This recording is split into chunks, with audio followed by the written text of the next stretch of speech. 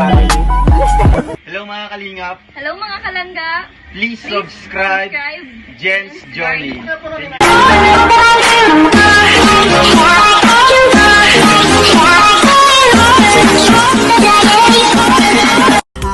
Uniting sugod, maaasahan nyo. Palagi na nandunod, nagkasuporta lang.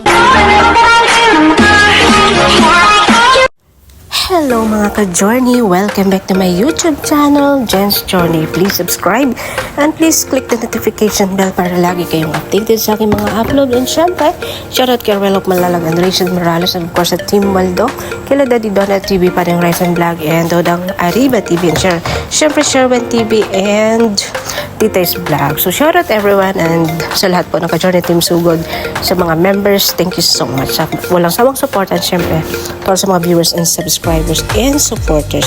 Thank you so much. So, for today's video, papunta kami sa restaurant. So, sunduin namin yung isang alaga and then diretso na sa restaurant. So, nagbiyahe na kami.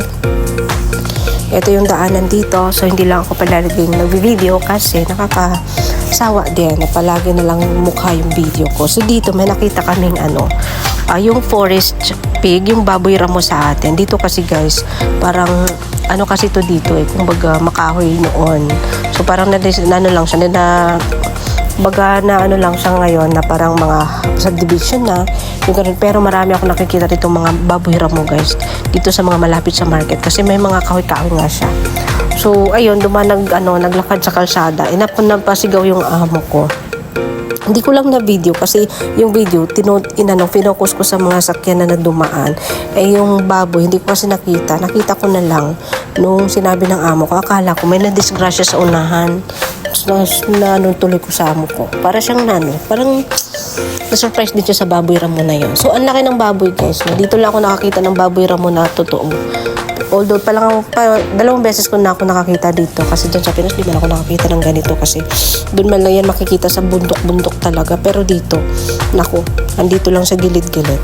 So kita nyo yung mga kahoy-kahoy na yan. So dyan nagtatira yung mga baboy ramo, yung mga unggoy dito, ang dami. Yung mga unggoy dito parang tao na lang din, no? Hindi na nga ng tao. Pero syempre pag may pagkain ka, inaagaw ng unggoy. So ayan, syempre yung madam ko yung driver. And, ayan, nagta-travel muna kami. So, ako pa video-video lang. Pag hindi kasi ako tatabarin, pag-video-video ako. Pag tinatamad naman ako, pag-video. Ulit-ulit lang kasi yung content ko, guys, yung vlog ko. Nagsawa na nga ako, paano na lang kayo. O, diba? So, anyway, ayan. So, content lang natin to para may update tayo sa ating channel. And, pag nawin na tayo sa Pinas, syempre babawi tayo. Maraming magagawang content sa Pinas, unlike dito talaga. Hirap pagsabayin ng trabaho at saka So yan dito, maganda dito kahit makahoy siya, pero malinis. No? Talagang hindi nila inaano yung mga kahoy dito guys. Talagang nagtatanim talaga sila at bawal magputol ng basta-basta. Hindi dapat basta-basta magputol. Unlike pareho din naman sa atin. Ano kaya yung nasa gitna? Hindi naman yan yung baboy kasi naglalakad man yun na nakikita namin. Hindi ko napansin yan na. Meron ba yan? Yung pag-video ko. Stoplight kasi yan sa unahan guys. Kaya nag-stop muna kami. So ayan, go na. So dito, maraming mga kainan dito, restaurant. Pero hindi kami dito kumakain. Never pa kami kumakain dito. Bagong open din kasi ito dito. Yung ko mga amo ko dahil yung taste. May mga coffee shop. May MB. Ano ba yung meaning ng MB? Yung pa rin siya, chicken burger. Parang McDonald's pa rin siya. So yan, marami, pero never pa kami nakagala dyan. Tandaan lang, daanan kasi yan pag galing kami sa factory, pupunta kami ng factory. Maganda siya.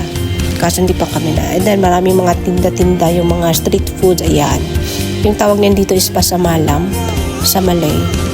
Para sa atin is street food yan. Yung mga nagtitinda ng ganyan. So, ayan, syempre, hanggang tingin lang ang lola nyo kasi wala naman tayong day off para makagala. Pero feel ko maganda dyan gumagala. Chill-chill lang kasi maganda yung lugar, tahimik. Ayan, matao din lang. Ayan, Mary Brown pala yung MB. Ayan, parang McDonald's din siya, guys. Masarap din siya. So, ayan yung mga coffee shop, ayan. So, maganda yung lugar, pero dadaan lang kami.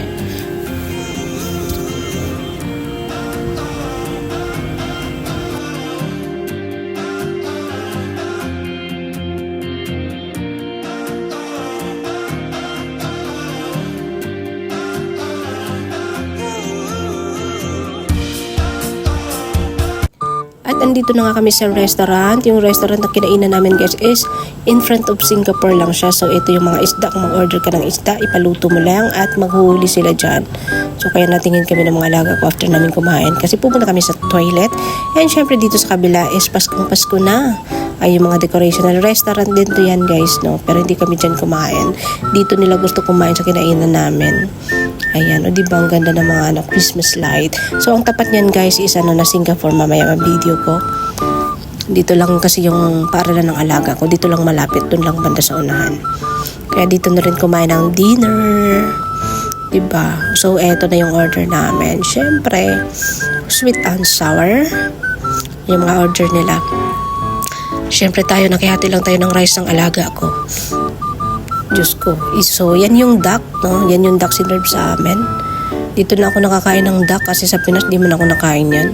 Pero hindi talaga ako na, bihira ako nakain. Pero dyan kumain ako kasi nasa restaurant man. Pero, pinipilit kasi ako ng mga amo ko. Yung mga, hindi namin yan naubos, dinala ko pa. Pero, ko lang. Binigay ko sa aso. Kasi sabi na amo, kainin ko daw, ayoko nga. Tapos na akong tumikim doon. Para kasing ginawa siyang lumpia, na fresh lumpia.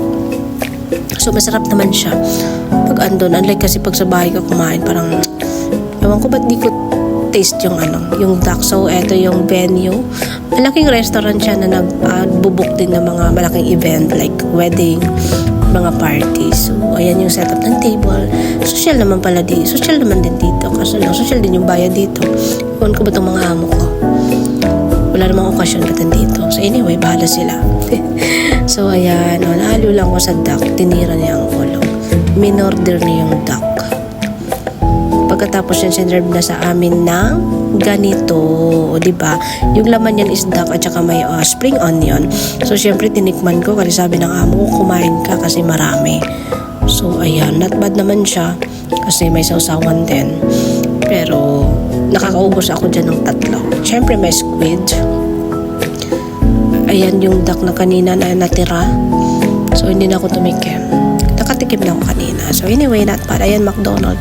So, ayan yung tapat is Singapore na po yung tapat, guys. Nag-video-video lang ako kasi yung driver is yung alaga ko. And may KFC din sa tapat. Di mo nyo lang mahalata yung dagat kasi madilim siya.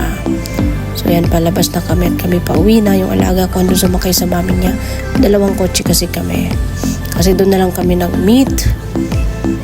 So, ayan. Yung tapat niyan is Singapore na yan. Tadang! Ayan guys, Singapore na po yan. Yung madilim na yan sa tapat. Dagat yan. And then yung mga ilaw nakita nyo dun sa harap. Sa likod ng KFC is Singapore na yan. So malapit lang, parang sama lang at Davao. Matatanaw lang. Kung langoyin mo 15 minutes, pero bawal kang lumangoy kasi huhulihin ka. Yan, Singapore na yan. Yung tapat. Diba? Ang lapit. Boundary lang kasi dito sa amin, sa Johor at saka Singapore.